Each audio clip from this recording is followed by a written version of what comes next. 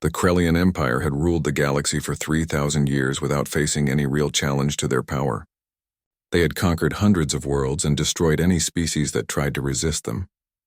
When their scout ships found Earth floating quietly in space, they saw nothing special about it. The planet was home to humans who barely understood nuclear power and had never traveled faster than light. Commander Vexthar looked at the data about Earth and made his decision in less than 5 minutes. He would take the planet and enslave whatever survivors remained after the bombardment. There would be no warning and no negotiation because humans had no voice in the galactic community and no power to stop what was coming. The attack began on March 15th in the year 2157, when the sun rose over Earth for the last time as a free world. Giant ships appeared in orbit without warning and started firing plasma weapons at every major city on the planet. New York vanished in a flash of white light that could be seen from space. Beijing disappeared next, followed by Mumbai and Tokyo, and hundreds of other cities where millions of people lived and worked and raised their families. The weapons were so powerful that entire cities were turned into glass craters within seconds. 6 hours after the attack began, 10 billion human beings were dead. The Krellian ships stopped firing only because they needed some humans alive to work in the mines they planned to build. Earth's population dropped from 12 billion to 2 billion in less than a day. Deep under a mountain in Colorado, a military base called Cheyenne Mountain had survived the initial attack.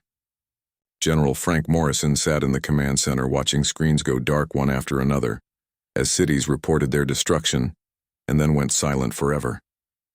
Around him sat the highest-ranking military officers left alive on Earth, but none of them could think of anything to say. The numbers were too big to understand. 10 billion people dead. Every major city gone, most of the military destroyed before they could even respond. Lieutenant Karen Wells broke the silence when she reported that enemy troop ships would land on Earth within 18 hours. The Krellians were sending 200,000 soldiers to occupy what remained of human civilization. Admiral Henry Blake slammed his fist on the table and said they should use every weapon they had left. Every nuclear missile and every bullet should be fired at the enemy until there was nothing left to fire. Morrison understood the anger because he felt it too, but he also knew that rage alone would not save humanity. He had spent 30 years studying military history, and he knew that sometimes the weaker side could win if they were smart enough and desperate enough. He looked at the other officers and said they could not beat the Krellians in open battle, but they could do something the enemy would never expect. They could learn and adapt and turn the Krellians' own weapons against them. In the burning ruins of Houston, a scientist named Lisa Grant pulled herself out of the wreckage of the Johnson Space Center. She had been deep underground testing an experimental engine when the plasma strike hit the city above her. The laboratory was destroyed and everyone she worked with was dead, but the computer that held all her research data had somehow survived. She climbed through twisted metal and broken concrete until she reached the surface and saw what had happened to her city. A mushroom cloud rose into the sky where downtown Houston used to be. The air smelled like burning metal and burning flesh. Lisa stood there covered in dust and blood, and something changed inside her mind. The Krellians had technology that humans could only dream about, but they had made one critical mistake. They had left alive the kind of people who could figure out how that technology worked. All across the burning planet, similar stories played out in the ruins of human civilization. In Berlin, an engineer named Otto Schmidt crawled out of a collapsed bunker carrying classified files about experimental weapons that had never been tested. In Seoul, a colonel named James Park found 200 soldiers who had survived the bombardment and started organizing them into fighting units. In the remains of Mumbai, a physicist named Priya Sharma sat on a pile of rubble and watched the Krellian ships in orbit and started calculating how much power their weapons must use. Each of these people had lost everything in the attack. Family and friends and homes in the world they had known, but they were still alive and still thinking and still able to fight. The Krellians had killed 10 billion humans, expecting that the survivors would be too broken to resist. They did not understand that humans had survived ice ages and plagues and wars that lasted generations. They did not know that humans had a talent for taking the worst possible situation and finding a way to keep fighting anyway. The bombardment had killed most of humanity, but it had also created something dangerous. It had created 2 billion people who had nothing left to lose and everything to fight for. Morrison moved his command center 3 times in the first week as Krellian hunting. Parties tried to locate and destroy the human leadership, but he was not just running away.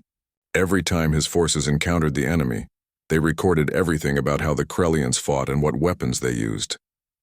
Major Danny Foster spent hours studying video of Krellian patrols and noticed something important. The enemy soldiers were overconfident. They marched down streets in formation without taking cover or sending out scouts. They thought the war was already over. Morrison gave orders for every survivor who could hold a weapon to start fighting back. Small attacks at first to test the enemy and learn their weaknesses. But he knew that rifles and grenades would not be enough to win. They needed to steal the technology that made the Krellians powerful.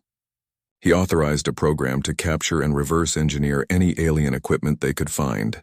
Lisa Grant took charge of the research team working in hidden laboratories under the Rocky Mountains. Her job was to take apart Krellian weapons and figure out how to build versions that humans could use. The first breakthrough came when Lisa discovered that Krellian shields were not as perfect as they seemed. The shields cycled through different frequencies to block different types of weapons, but there was a tiny gap between cycles that lasted only a fraction of a second. If human weapons could be modified to fire at exactly the right moment, they could punch through the shields. It was not much of an advantage, but it was a start. Humanity was learning to fight gods, and every small victory brought them one step closer to survival. The Krellian occupation of Earth began with brutal efficiency that showed they had done this many times before on many other worlds. Their dropships landed across every continent and unloaded war machines that stood 3 stories tall, and soldiers who had been genetically modified to be stronger and faster than any human. The Krellians established bases at strategic locations and started rounding up survivors for processing. They scanned each human and sorted them into categories. The strong ones would work in mines. The smart ones would maintain equipment. The rest would be disposed of, because the Krellians saw no value in keeping useless mouths to feed. General Morrison kept moving his headquarters to stay ahead of the enemy hunting parties, but he was not just running. Every encounter with Krellian forces was carefully recorded and analyzed. Major Danny Foster noticed that the enemy always used the same tactics. They would send drones to scout an area, then follow up with ground troops that moved in standard formations. The Krellians had conquered so many primitive worlds that they had stopped thinking creatively about how to fight. Morrison saw this as an opportunity. If the enemy was predictable, then humans could prepare ambushes and traps that would catch them by surprise. He gave orders for resistance cells to start guerrilla operations across the planet. Hit the enemy hard and fast, then disappear before they could respond. Every survivor was armed with whatever weapons could be found or improvised. Hunting rifles and homemade explosives were not much against plasma weapons, but they were better than nothing. More importantly, Morrison authorized teams to capture Krellian equipment whenever possible. Every weapon and every piece of armor and every computer that fell into human hands was sent to Lisa, Grant's laboratory, for study. Lisa worked 18 hours a day taking apart alien technology and trying to understand how it functioned. The Krellian devices were built with materials and principles that human science had never encountered, but she was learning fast. Her team discovered that the alien power cells could be modified to work with human weapons. They figured out how to crack the encryption on Krellian computers and access the data inside. Most importantly, Lisa developed bullets that could penetrate Krellian shields by exploiting the frequency gap she had discovered. The new ammunition was expensive to make, and there was not much of it, but it gave human fighters a real chance in combat. Colonel James Park was using those new bullets to fight a guerrilla war across Korea. His teams would ambush Krellian supply convoys, then fade away into the mountains before reinforcements could arrive. Park had also discovered something useful about the enemy soldiers. For all their genetic enhancements, they still needed to breathe air. Chemical weapons that had been banned for over a century suddenly became effective again. Park was not proud of using poison gas, but he had watched the Krellians burn his country to ash, and he would use any weapon that worked. Admiral Blake had taken the remnants of the Pacific Fleet underwater, where the Krellians could not easily find them. Submarines could move freely beneath the oceans while enemy sensors focused on the land and air above. Blake established a network of underwater bases that served as supply depots and command centers. From these hidden locations, human forces could strike anywhere on the planet and disappear back into the depths before the enemy could track them down. The first major human victory came in the ruins of Atlanta when Captain Ryan Hughes led 200 fighters against a Krellian garrison. They waited until night, because the enemy thermal sensors did not work well through all the smoke and radiation that filled the atmosphere. The attack lasted 11 minutes.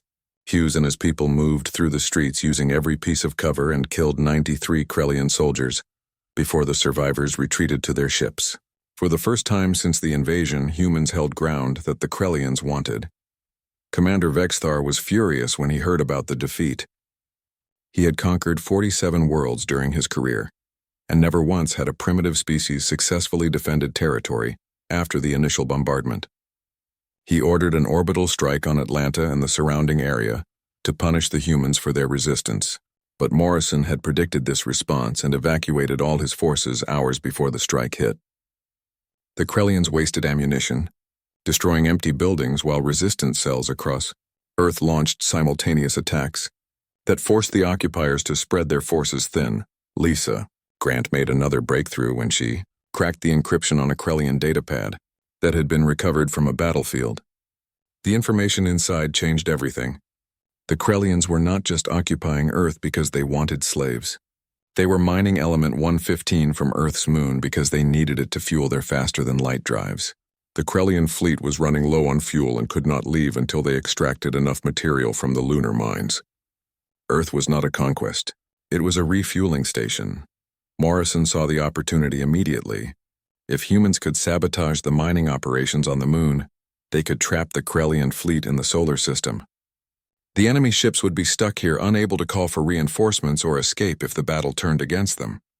He gave orders for resistance forces to target the orbital elevators that transported materials from the moon to the fleet. Major Danny Foster led sabotage teams that infiltrated the facilities and planted explosives in critical systems.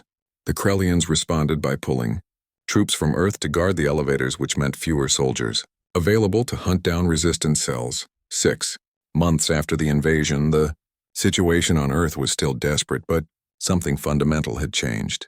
The Krellians were no longer running a simple occupation. They were fighting a real war against an enemy that learned more with each passing day. Human forces had captured enough alien technology to start building their own versions of energy weapons and shields. Resistance cells had grown from scattered survivors into organized military units. Most importantly, humanity had stopped thinking of the Krellians as unstoppable gods and started seeing them as just another enemy that could be fought and beaten. In the depths of the Pacific Ocean, Admiral Blake received a message from Morrison that contained only 3 words. Prepare for escalation. Blake smiled grimly as he read those words. The Krellians had started this war by killing 10 billion people. Humanity was about to show them that the survivors would not rest until that debt was paid in full. 6 months after the Krellian bombardment, humanity had learned to survive under occupation, but survival was not enough. General Morrison knew that Earth could not win by simply outlasting the enemy. The Krellians controlled space and had access to resources from across their empire. Eventually, they would wear down human resistance through sheer attrition. Morrison needed to change the entire nature of the war, and that meant taking the fight to the enemy in a way they would never expect. Lisa Grant had achieved something that should have been impossible. Working with salvaged parts from 17 crashed Krellian ships, she had built a functioning faster-than-light drive.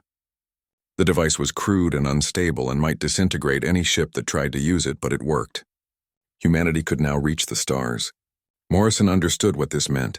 Earth did not need to move armies across space. They only needed to move a small team of specialists who could strike at the heart of the Krellian Empire. The mission was called Operation Alien Extinction, and it would be the most dangerous gamble humanity had ever attempted. A team would use the experimental drive to travel 700 light-years to the Krellian home system and attack the Empire where it had never been attacked before. Morrison needed volunteers who understood they might not survive the journey, let alone the mission. He was not surprised when hundreds of people stepped forward. Everyone on Earth had lost someone in the bombardment, and everyone wanted revenge. Commander Jake Barrett was chosen to lead the strike team. He was a pilot who had flown combat missions in 3 different wars before the Krellians arrived. He had lost his wife and daughter when San Diego was destroyed, and he had spent 6 months learning to fight the enemy with a cold, focused anger that never burned out. Barrett selected 12 people for his team based on their skills and their ability to think creatively under pressure. Lieutenant Sophie Martin was a combat engineer. Dr. Nathan Cross was a physicist. Sergeant Amy Rodriguez was a sniper with dozens of confirmed kills against Krellian soldiers. Each person brought something unique to the mission, and each person had their own reasons for wanting to hurt the Empire. The ship they would use was barely worthy of being called a spacecraft. It was a captured Krellian shuttle that had been gutted and rebuilt with Lisa's experimental drive and every weapon humanity could spare. They named it Revenant because, like a ghost, it would return from death to haunt those who had destroyed Earth. Lisa briefed the team on their target, which was a massive space station called the Imperial Command Nexus. The station controlled communications and fleet coordination for the entire Krellian Empire. If it was destroyed, the occupation forces on Earth would be cut off from command and unable to call for help. But the team was not going to destroy the Nexus. They were going to reprogram it.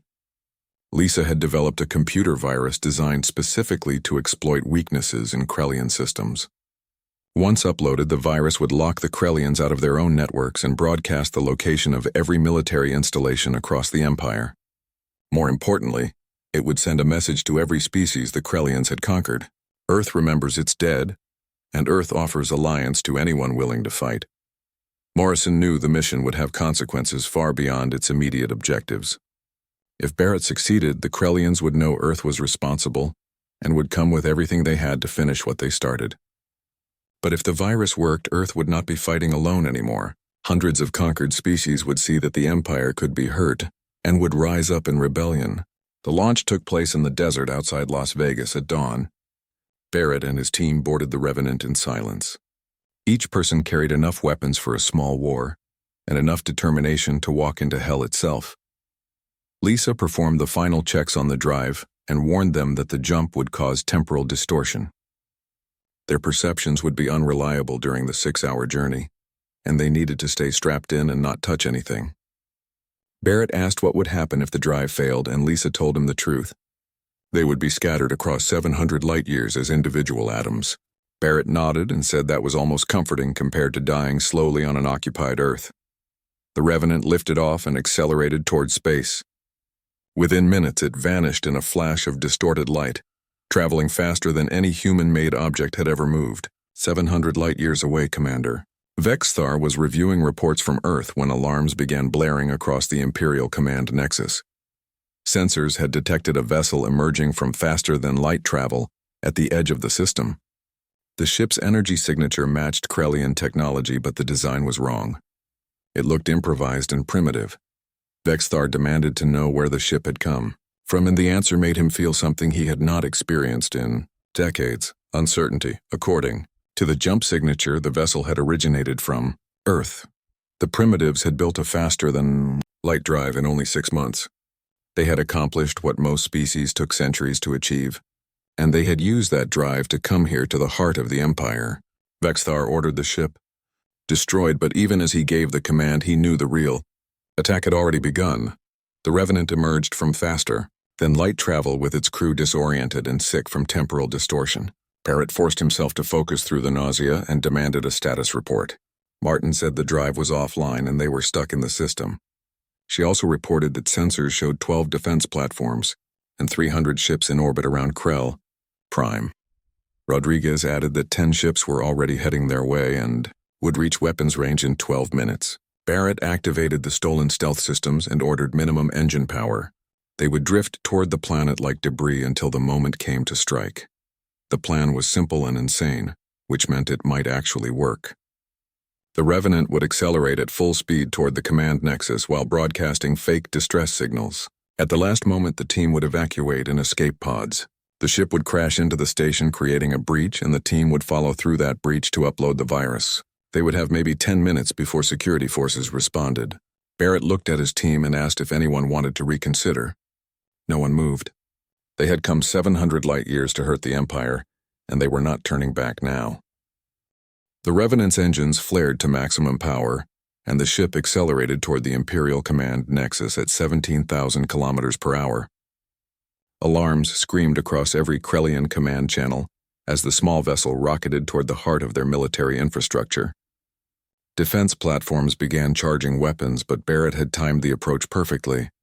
The Revenant was too close for heavy weapons to track, and moving too fast for point defense systems to acquire a lock.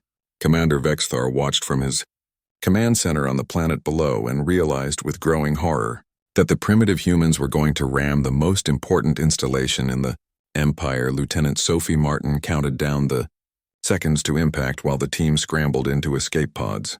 At 30 seconds before collision, the pods launched and spiraled away from the Revenant's trajectory. Behind them, the ship struck the command nexus with the force of a nuclear explosion. Metal screamed and atmosphere vented into space as a massive hole was torn in the station's outer hull.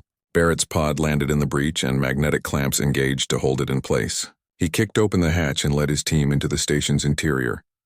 They had studied captured Krellian layouts for months and memorized every detail. The command nexus was designed for efficiency, not defense, because it had never needed to be defended. The team moved fast through corridors that were built for creatures taller than humans. They encountered the first security forces within 90 seconds.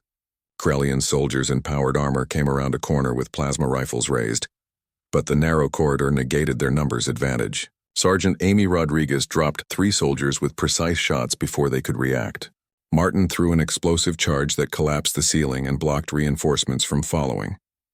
Dr. Nathan Cross reached a command terminal and connected his equipment.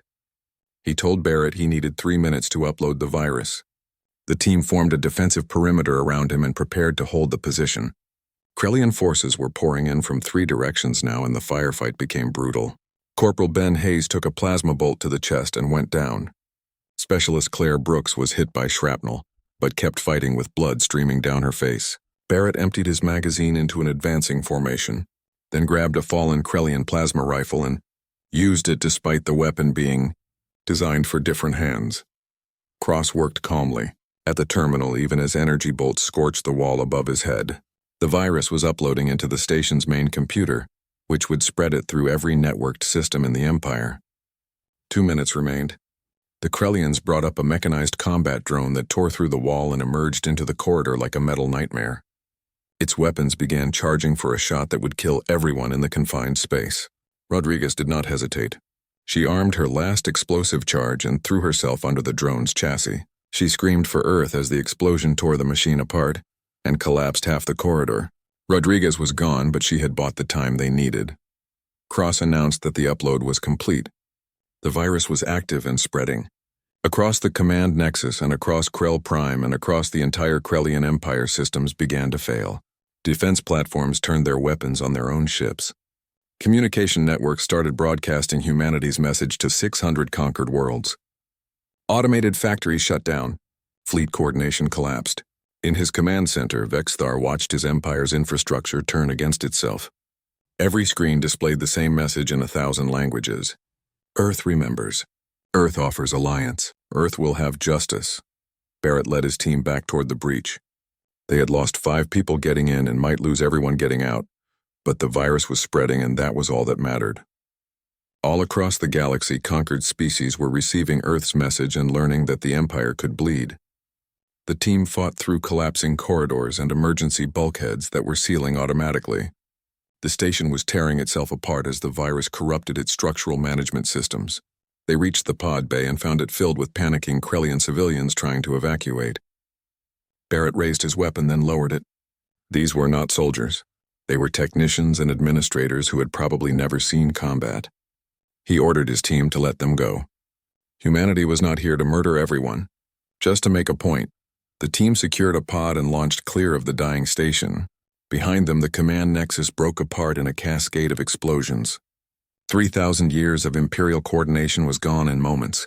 Cross accessed the pod's communication system and broadcast on all frequencies. He identified himself as part of Commander Barrett's team from Earth. He said the Krellians had come to humanity's world and killed 10 billion people. They had thought humans would die quietly. Instead, humanity had crossed 700 light-years to show the Empire that Earth did not forgive and never forgot.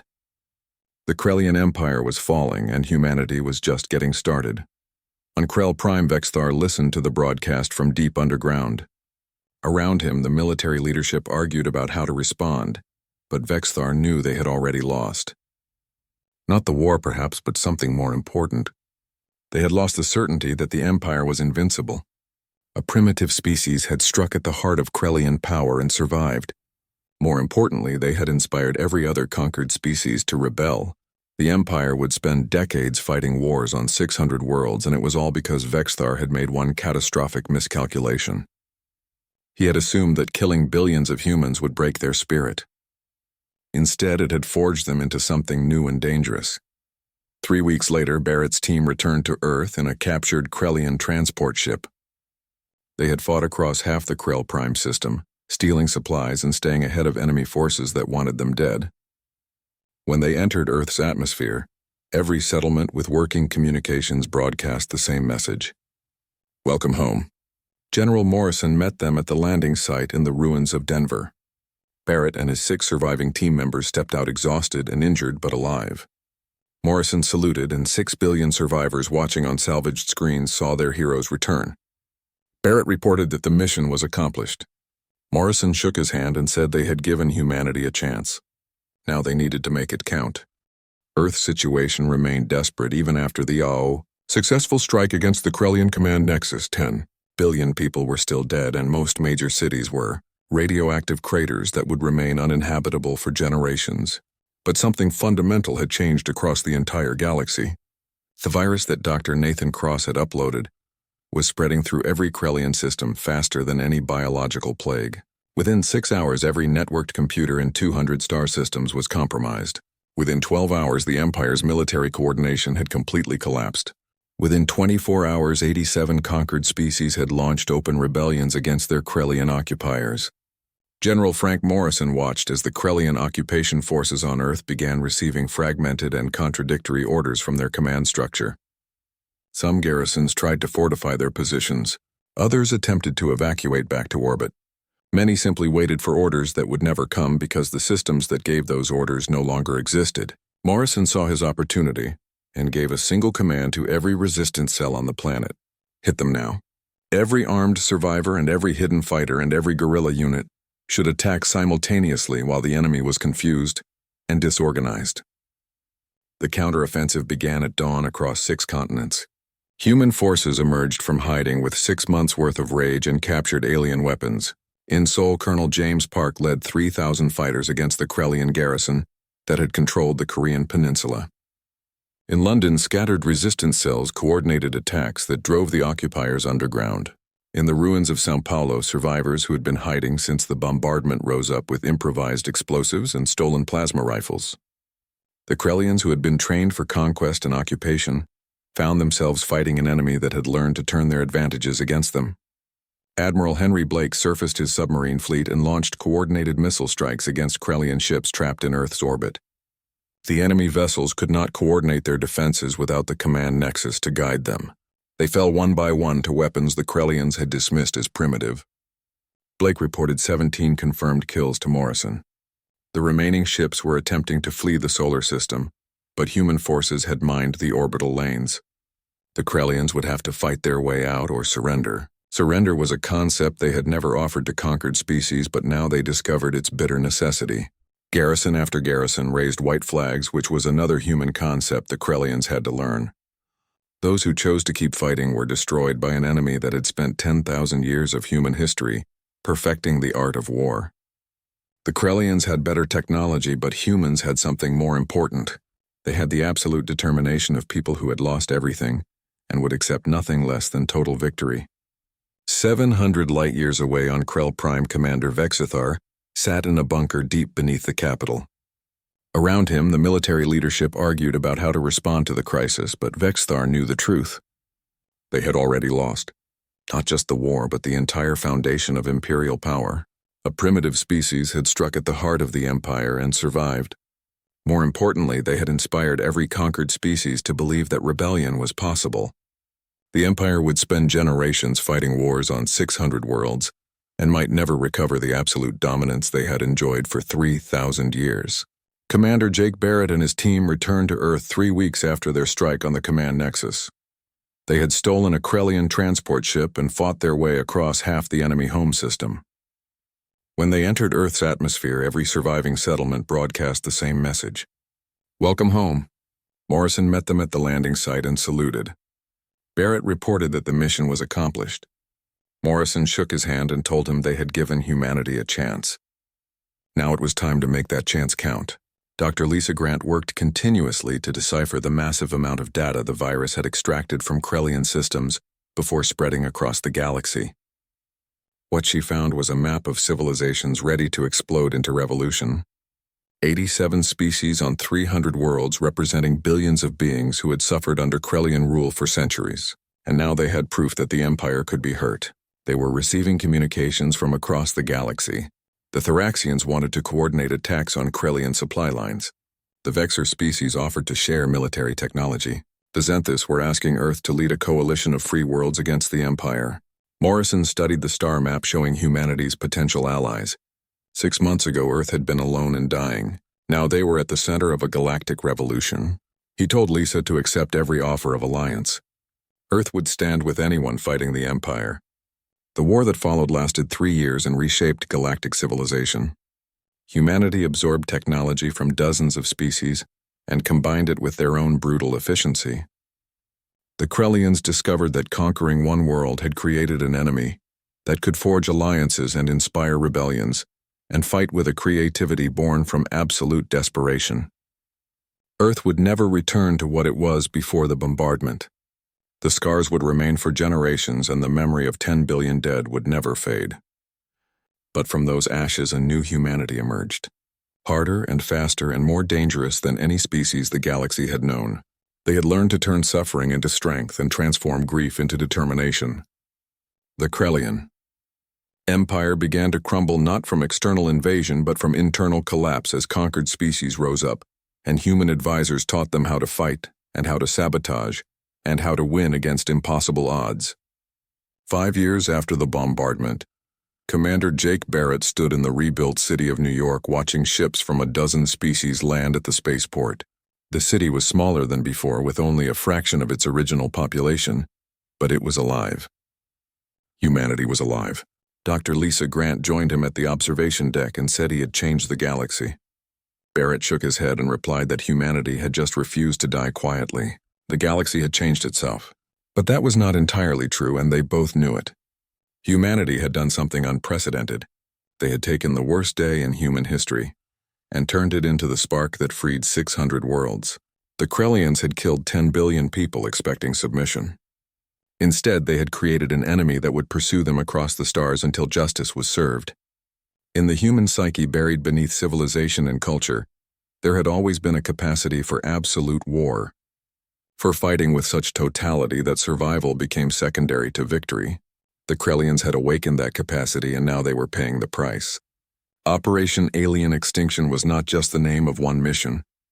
It became humanity's philosophy, not the extinction of other species, but the extinction of the idea that Earth could be conquered, the extinction of the certainty that the strong could prey upon the weak without consequence.